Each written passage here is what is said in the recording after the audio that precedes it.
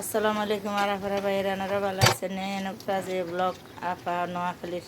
তো আজকে লতি রান্না করবো। অনেকদিন পরে লতি বাইর হয়েছে, খাই না, আমাদের ঘরে সবার অ্যালার্জি, এই কারণে। তারপরে আমি একটা বড় মাছের দুইটা টুকরো নিয়ে কুচি কুচি করি আর হরুন রান্না করুম। তারপর তিত করলা ভাজি আর হচ্ছে কাঁকরোল। তো সব মিলে পুরো ভিডিওর সাথে থাকবেন। অনেকদিন পর একটা লং ভিডিও দিই, এখন প্রতিদিন দিই না, কারণ আমার মেয়ের পরীক্ষা ছিল অনেকদিন ধরে, এই জন্য ঝামেলায় ছিলাম। আর এই যে চলে এসেছি রান্না বসাইতাম। এখন পর শুরুতে আমি লতি রান্না করবো আজকে গোটা রসুন দিয়ে। তো প্রতিদিন বাটা রসুন দিয়ে রান্না করি, আজকে শুধুমাত্র গোটা রসুন আর পেঁয়াজ কুচি, কাঁচামরিচ, একটু আদা বাটা দিলাম, আর হলো জিরে বাটা, আর হচ্ছে একটু পেঁয়াজ বাটাও দিলাম, লবণ স্বাদ মতো দিয়ে একটু ভালো করে এগুলা মজাইতে হবে, যেহেতু লতি একটু নরম, এগুলা না মজলে কাঁচা কাঁচা থাকবো। তো ওই যে লতি দেখালাম, আর এগুলা বাজের মধ্যে দিছি, তেলের মধ্যে আর একটু হলুদের গুঁড়া, অল্প একটু লাল মরিচের গুঁড়া দিবে, কারণ কালারটা সুন্দর না হলে আসলে খাইতে ভালো লাগে না। তো সব মিলেই এই জন্য আজকে একবারে ভিন্ন ধর্মের রান্না। আমি ইলিশ মাছ দিয়ে মূলত লতি রান্না করলে বেশি মজা ইলিশ মাছ দিই। তাই যে আমি যেহেতু ওগুলো নাই কিছু বাসায়, হঠাৎ করে সিদ্ধান্ত নেওয়া, এই জন্য বড় মাছের দুইটা টুকরো কুচি কুচি করে নিছি। কিন্তু এত মজা হয়েছে, আমরা খাইছি তো আমরা বুঝি, আর কালারটা দেখলে অবশ্যই বুঝতে পারবেন, যাকে দেখতে সুন্দর খাইতে সুন্দর, হ্যাঁ, তাকে খাইতে সুন্দর। এই যে রসুনের খোসাগুলো দিছি, আর এগুলো একটু পানি দিয়ে ভালো করেই, বলছি না, এগুলো না মজলে লতি তো নরম উতরেলে গলি যায়, বুঝছেন। তো এই জন্য মোটা লতি অনেক মজা।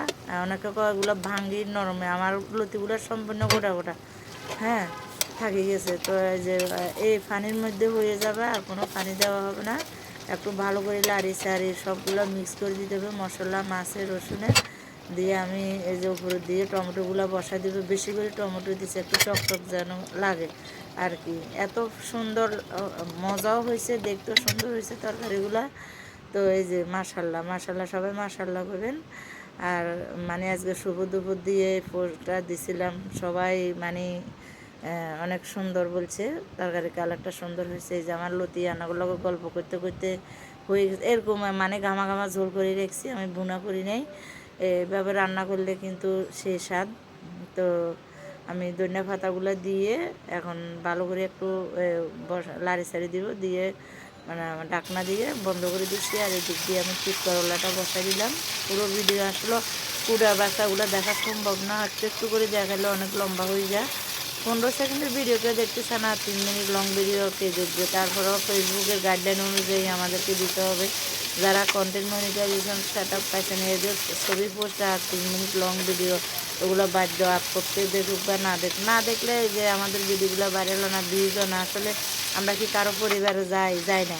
আমরা আমাদের ভিডিও ভিউজ ভাইরাল কীভাবে হবে, পরিচিত পারবেন কীভাবে? আপনি অন্যের ভিডিও দেখতে হবে, গঠনমূলক কমেন্টস করতে হবে। ওই ভিডিওতে যারা কমেন্টস করে কমপক্ষে 5টা রিপ্লাই কমেন্টস করবেন, 10টাতে রিক দিবেন। এই যে গল্প করতে করতে আমার ঠিক করলা হয়ে গেল। আর এখানে আপনার তেলাপিয়া, বড় একটা তেলাপিয়া 1 কেজি ওজনের, এটা দিয়ে আমি করুন রান্না করবো, ঠিক আছে। তো মাছগুলো হালকা করে ভাজি নেবে, বেশি কড়া ভাজি করবো না। বেশি কড়া ভাজি করি মাছ তরকারি রান্নাগুলো, তরকারিটা আমার থেকে ভালো লাগে না, কার থেকে কেমন লাগে জানি না। আমার মাছ ভাজি হয়ে গেছে, আমি এখন করুন রান্না করার জন্য তেলের কড়াই, মানে কড়াইটা বসা দিয়ে তেল ডালে পেঁয়াজ কুচি, কাঁচামরিচ কুচি, রসুন বাটা, একটু আদা বাটা, আমি একটু সব ধরনের মশলা একটু একটু খাই, জিরে বাটা, যেহেতু ব্লেন্ডার করা থাকে, আমি পুরো 1 মাসের জন্য ব্লেন্ডার করে রাখি দিই। আর হলুদের গুঁড়া আর একটু অল্প করে গুঁড়া মরিচের গুঁড়া স্বাদ মতো যে দিতেছি। আর হচ্ছে অল্প করে পানি দিয়ে এগুলারে, পানির উপরে স্বাদ মতো লবণ দিয়ে ভালো করে কষাই। মশলাগুলো কষানি না হলে কিন্তু কাঁচা কাঁচা একটা বাস করে, মজা লাগে না। আমি যে ভালো করে মশলা কষা নিয়েছি, আর পড়ুন তো এমনি নরম জানেনি, মাছ তো বাজি আছে, এগুলা এখানে একটু হয়ে যাবে। দুপুরে দুপুরে শেষ হয়ে গেছে, এত মজা হয়েছে। আপনার ভাই জিজ্ঞেস করতেছে এটা কি রান্না করছে, উনি তো দেখে নাই আমি কুটার সময় জানা বলছি এটা পড়ুন। যে এত মজা হয়েছে আজকে, মানে অনেক অনেক মজা হয়েছে। তো নতুন তরকারি এমনিতে একটু বেশি মজা হয়, একদম মানে কুচি, এমনি দেখতে বড় লাগে। আর এই যে মাছগুলো উপর দিয়ে বসায়, আর একটু অল্প করে এমনি পানি বাইরে হয়ে গেছে, দেখছেন কষানির লগে। করুন পালং শাক এগুলো কিন্তু একেবারে মানে জোল বেশি লাগে না, কষানির উপরে পানি বের হয়ে যায়। তারপরে আমি আরও একটু দিছি, একটু ভালো করে সিদ্ধ হওয়ার জন্য। তো ডাকে দিলাম। আর এখান দিয়ে ওই যে কাঁকরোল এত সুন্দর, একটা মনে এক পা হবে, একটা টাক টাক তোমরা সহ ওগুলো বান্দরবনের মানে খাগড়াছড়ির যে পাহাড়িয়া। তো এদিকে দিয়ে আমার তরকারি যে মাশাল্লাহ হয়ে গেছে। এখন ধনিয়া পাতা দিয়ে এটা নামাই ফেলবো, এরপরে কাঁকড় রান্না করার জন্য প্রস্তুতি নিব। আমি এগুলা ধনিয়া পাতা দিয়ে নামাই এখন রাখি দিব। আর ওদিক দিয়ে কাঁকরোলটা রান্না দেখাতে পারবো না, ওগুলো কুটা বাছা করে রাখে দিব। এটাই তো অনেকগুলো তরকারি আজকে হয়ে গেছে, যে এগুলো এখন কুটবো। মানুষ একজন তো দায় সারি না, দেখছেন কাঁকরোল খাওয়ার সে দেখাটাই অনেক সুন্দর। তো আজকের মতো এই পর্যন্ত, ভালো থাকবেন, আল্লাহ হাফেজ, আসসালামু আলাইকুম।